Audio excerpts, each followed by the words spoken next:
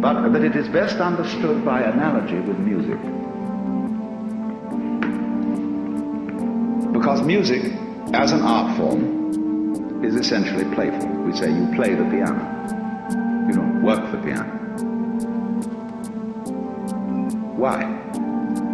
Music differs from, say, travel.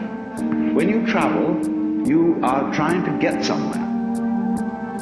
And of course, we, because being a very compulsive and purposive culture, are busy getting everywhere faster and faster and faster till we eliminate the distance between places. I mean, with the modern jet travel, you can arrive almost instantaneously. What happens as a result of that is that the two ends of your journey become the same place.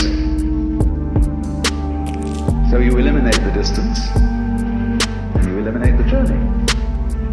Because the fun of the journey is to travel, not to obliterate travel. So then, in music, though, one doesn't make the end of a composition the point of the composition. If that were so, the best conductors would be those who played fastest. And there would be composers who wrote only finales. People go to concerts just to hear one crashing chord, because that's the end. Same way in dancing. You don't aim at a particular spot in the room. That's where you should arrive. The whole point of the dancing is the dance.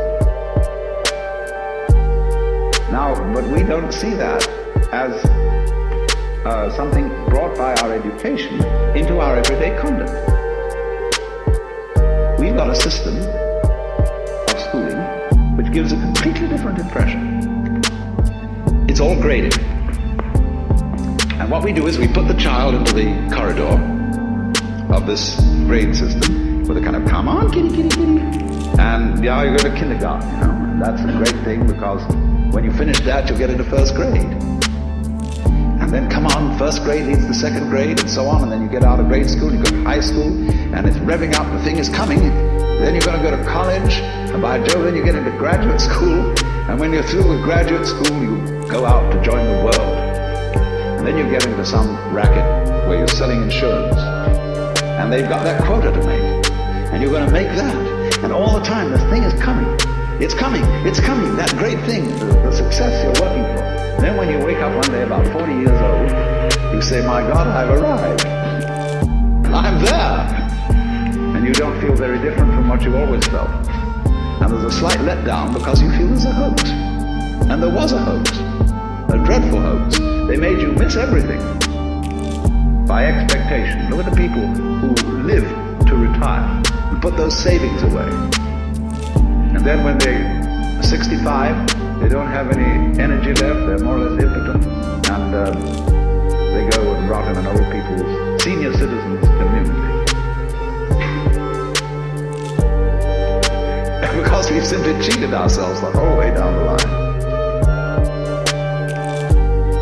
We thought of life by analogy with a journey, with a pilgrimage, which had a serious purpose at the end, and the thing was to get to that end, success or whatever it is, or maybe heaven after you're dead. But we missed the point the whole way along. It was a musical thing, and you were supposed to sing or to dance while the music was being played. So then, this is, as I said, my basic metaphysical assumption, which I won't conceal from you, that existence is musical in nature. That is to say that it is not serious. It is the play of all kinds of patterns